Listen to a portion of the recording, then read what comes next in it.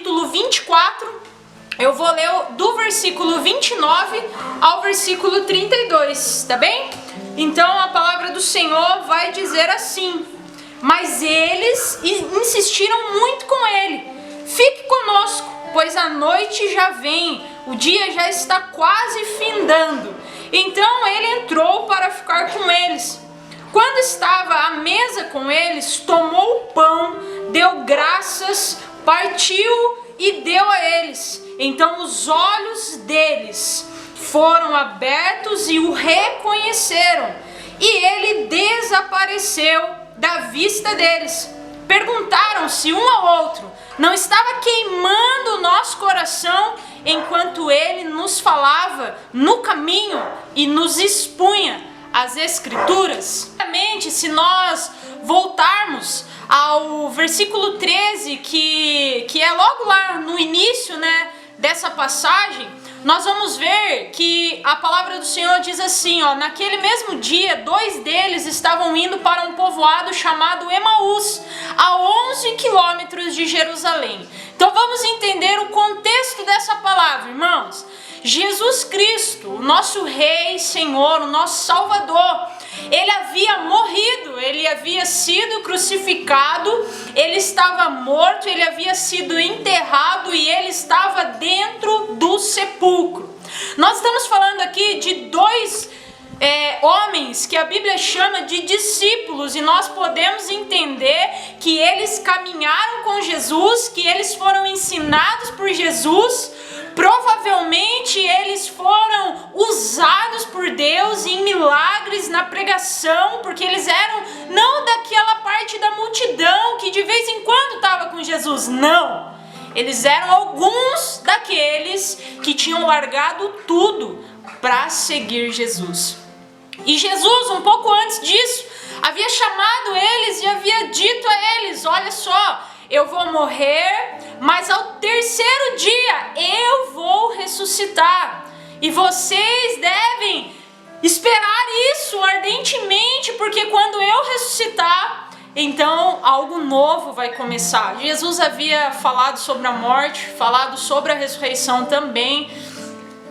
Mas nós vemos aqui 2 discípulos que, mesmo tendo ouvido tudo isso, mesmo tendo vivenciado coisas maravilhosas, quando Jesus morre, eles veem que Jesus estava morto, eles decidem ir para Emaús. O que significa esse caminho de Emaús? Ao meu ver, a minha interpretação, isso significa 2 pessoas que andavam com Deus, que seguiam a Deus, mas que num momento da sua vida, eles decidem retroceder. Eu não sei, porque eu não sou tão estudiosa ao ponto de te dar a resposta correta, mas eu acredito que esses discípulos provavelmente eram de Emaús. E provavelmente, para eles estarem fazendo esse caminho, ao meu ver, existem 2 opções.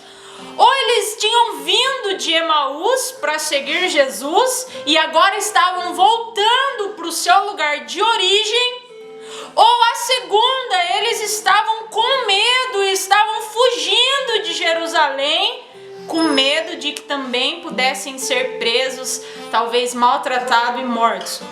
Mas a questão é, o caminho de Emaús aqui significa o caminho do retrocesso. Quando eu e você, por algum momento, nós decidimos parar de seguir em frente e nós voltamos atrás, nós retrocedemos. Provavelmente, após a decepção que eles tiveram com a morte de Jesus, eles decidiram voltar atrás. Desistiram. Agora vamos pensar, pense comigo, será que isso tem a ver com os nossos dias? Será que em algum momento da sua vida ou da minha vida, nós já, assim como eles, tentamos voltar atrás? Ou pensamos em desistir? Ou talvez até mesmo tenhamos desistido e pensado assim: ah não, seguir Jesus não é para mim e eu vou voltar a viver como eu vivia antes. Alguns motivos que podem fazer eu e você em algum momento da nossa vida querer retroceder. Primeiro, decepção com alguém. Em algum momento da sua vida você pode se decepcionar com alguém de tal maneira que isso faça você querer voltar atrás, você querer desistir de Jesus, você querer desistir da igreja, você querer desistir de caminhar com as pessoas de Deus. Você pode pensar que essa decepção ela é maior e ela é suficiente para acabar com a sua esperança de um amanhã melhor, ou até mesmo com a sua crença, com tudo que você acredita. Outra coisa que pode fazer você desistir em algum momento da sua vida, se decepcionar com você mesmo. Quem nunca se decepcionou consigo mesmo? Quem nunca fez algo errado, pecou, errou, olhou para dentro de si e pensou assim: olha, servir a Deus não é para mim, eu não sou bom o suficiente, eu nunca vou conseguir ser quem eu quero ser, e talvez isso possa fazer você querer retroceder. O pecado é uma grande arma e muitas pessoas têm desistido de Deus porque elas são pecadoras e elas não entendem que Deus, ele é de fato para os pecadores. Que Deus é de fato para aqueles que se decepcionam consigo e para aqueles que também são decepcionados pelos outros. Outro motivo que pode fazer você desistir, desanimar, lutas interiores. Paulo passou por isso, não sei se ele em algum momento pensou em desistir, mas ele chega a dizer: miserável homem que sou, o bem que quero fazer, esse não faço, mas o mal que não quero, esse eu faço. Já se sentiu assim? Olhar para dentro de você e estar numa guerra tão grande, porque o que você quer fazer, o que você sabe que é o certo, você não consegue, mas o que você não quer, você erra, você cai, você falha. Isso pode em algum momento te fazer querer desistir. Sofrimento, ser machucado, ser ferido, ou por você mesmo, ou por alguém, também é algo que em algum momento da sua vida pode fazer você retroceder. Outra coisa que às vezes a gente não se atenta, mas ter tudo o que queremos também é um grande instrumento de nos fazer retroceder quando a gente alcança o que a gente almeja, quando a gente acha que está tudo bem, quando a gente acha que a gente tem tudo, quando a gente acha que a gente é autossuficiente, que a gente chegou onde a gente queria. Muita gente tem retrocedido porque acha que não precisa de Deus. Outra coisa que pode fazer retroceder: relacionamentos com pessoas erradas. Seja amoroso, seja de amizade, seja no meio que você é obrigado a conviver. Toda vez que você se aproxima de pessoas que te afastam de Deus, em algum momento isso pode gerar um problema tão grande que pode fazer você querer desistir. Pessoas que não conseguem se libertar do seu passado também é um outro motivo que muitas vezes pode fazer você querer desistir. Pessoas que têm muito medo. A pessoa tem tanto medo, que chega uma hora que ela fala assim: ó, andar com Deus não é pra mim, servir a Deus não é pra mim. No momento, quando eles viram Jesus dentro daquele túmulo e uma pedra fechando aquele sepulcro, eles não entenderam o que Jesus havia falado, o que Jesus havia ensinado. Vamos ver aqui, através desse texto, algumas características de alguém que está no retrocesso e que está trilhando esse mesmo caminho de Emaús. Versículo 19 vai dizer assim, que no caminho de Emaús eles conversavam e discutiam.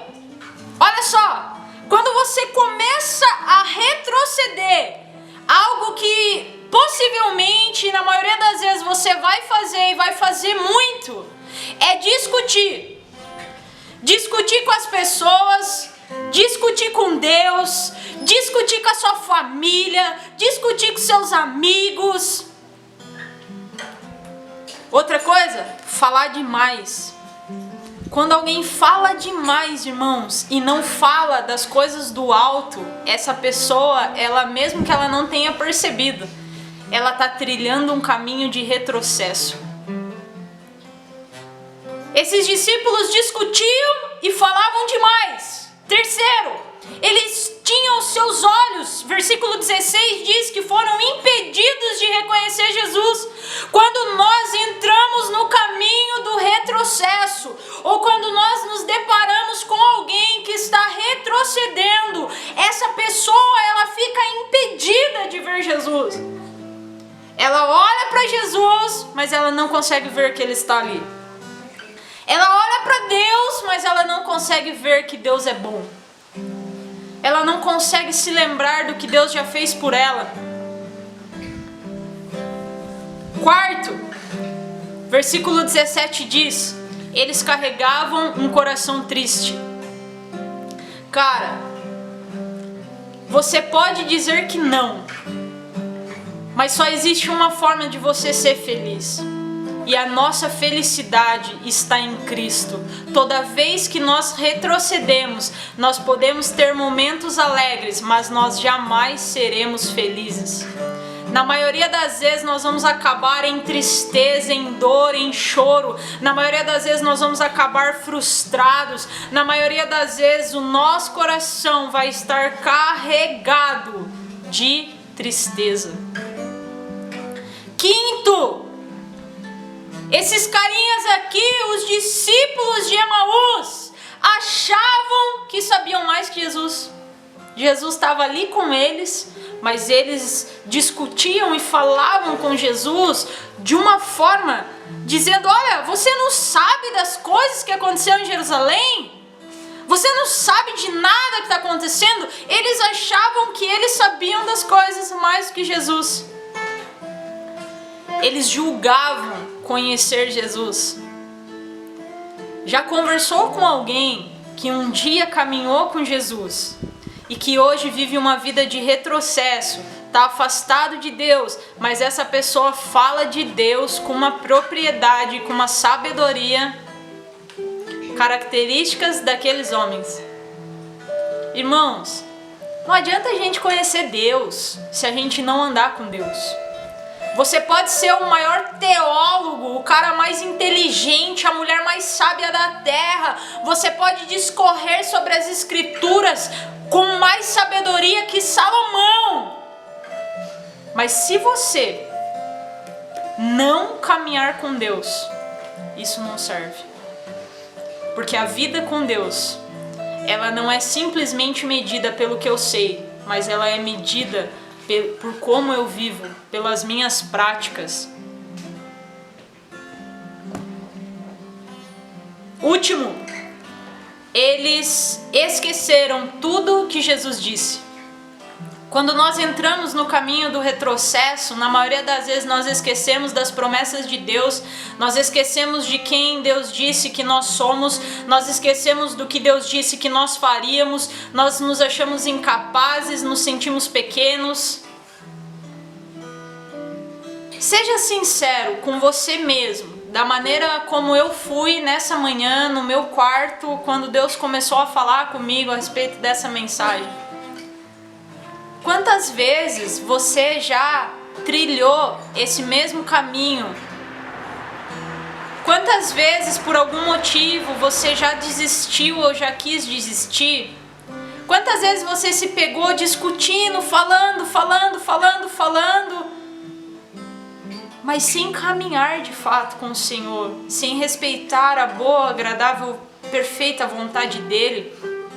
Quantas vezes você estava ali, mas o seu coração não estava? Quantas vezes você participou de um culto, de uma live, e você não estava nem aí para o que estava acontecendo ali? Quantas vezes você estava reunido ou está reunido no nome do Senhor, mas o teu coração já não queima por Ele, os teus olhos já não veem a Ele?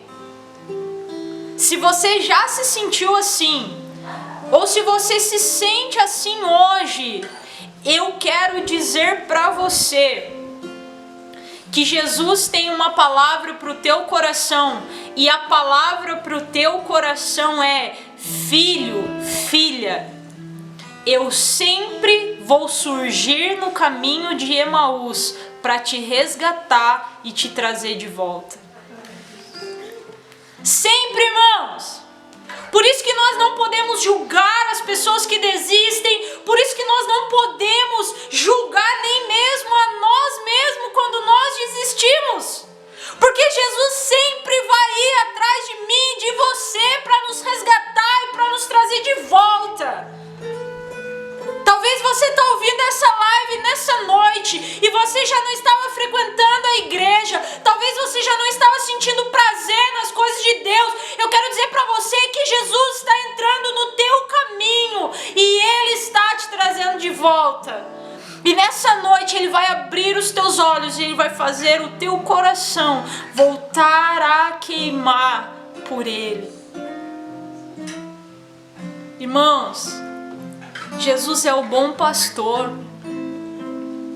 João capítulo 10, cara, é um dos capítulos que eu mais amo na Bíblia.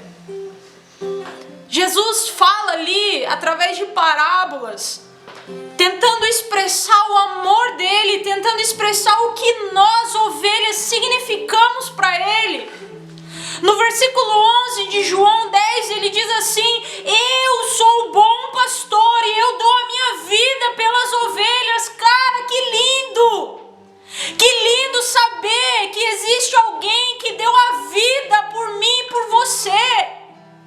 Que lindo saber que o homem, a mulher, a igreja, a instituição, as pessoas, elas podem em algum momento da nossa vida nos decepcionar, mas existe alguém que jamais vai nos decepcionar. E esse alguém é Jesus, o bom pastor, aquele que deu a vida dele por todas as suas ovelhas. Lucas 15, do 4 ao 6, Jesus fala assim: qual de vocês que possuindo 100 ovelhas e perdendo uma, não deixa as 99 no campo e vai atrás da ovelha perdida até encontrá-la? E quando a encontra, a coloca alegremente sobre os ombros e vai para casa, e ao chegar, reúne seus amigos, seus vizinhos e diz: alegrem-se comigo, pois encontrei a minha ovelha perdida. Cara, é esse Jesus que morreu por mim e por você. É esse Jesus que vem e nos resgata. É esse Jesus que continua deixando as 99 para me buscar, para te buscar quando necessário.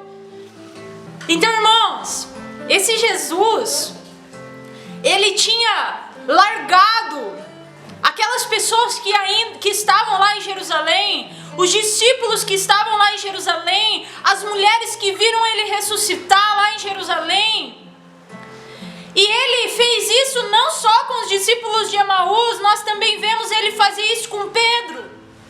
Cara, Jesus podia ter ressuscitado e ele podia ter ficado lá com a galerinha da igreja. Ele podia ter ficado lá com o pessoal que permaneceu, com o pessoal que ficou lá.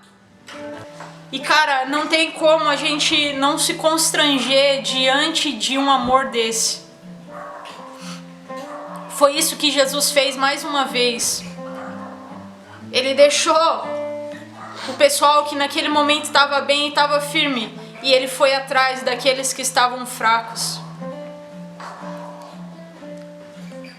Olha só, irmãos, eu quero ler para você a letra de uma canção. Quem é esse que vem nos constrangendo com o olhar? Ele é tão sábio, ele é tão manso, ele cuida dos corações. Ele entrou em casa, ele está na mesa, ele nos observa, ele sabe que o esperamos. E ao partir o pão, os nossos olhos se abrem e reconhecemos quem tu és. Ao som da tua voz, os nossos corações queimam de amor, queimam de amor. Nós arrumamos a casa, perfumamos ela toda, nós preparamos a mesa. Tome o lugar de honra. Um Jesus que vem sempre, que surge sempre nos abraçando, nos constrangendo com um olhar de amor. Nós precisamos voltar, irmãos, a ouvir Jesus. Nós precisamos voltar a convidar Jesus para entrar na nossa casa. Nós precisamos voltar a sentar à mesa com Jesus. Nós precisamos entender, irmãos, que quando nós nos encontramos com Jesus, mesmo que nós estejamos retrocedendo, mesmo que o nosso coração esteja querendo desistir, Jesus vai nos resgatar, Jesus vai nos trazer de volta. Ele vai abrir os nossos olhos, Ele vai fazer o nosso coração queimar de novo. E isso só acontecerá através da comunhão. Quando nós convidamos Ele para entrar na nossa casa, Ele de fato faz morada, Ele de fato entra e Ele move as coisas. Que você possa entender que Jesus sempre virá atrás de você para te resgatar. Que Jesus sempre virá ao teu encontro para dizer que te ama, para dizer que com Ele sempre terá lugar para você. Que você entenda que não importa o quanto nós queiramos fugir, o quanto nós queiramos desistir, Jesus sempre vai surgir no caminho de Emaús. E Ele vai nos colocar sobre os seus ombros. Que o teu coração queime, que os teus olhos sejam abertos, que você seja impactado pelo amor de Jesus, que você seja impactado pela presença de Jesus. Porque nunca existirá alguém mais especial para Jesus do que você, do que eu.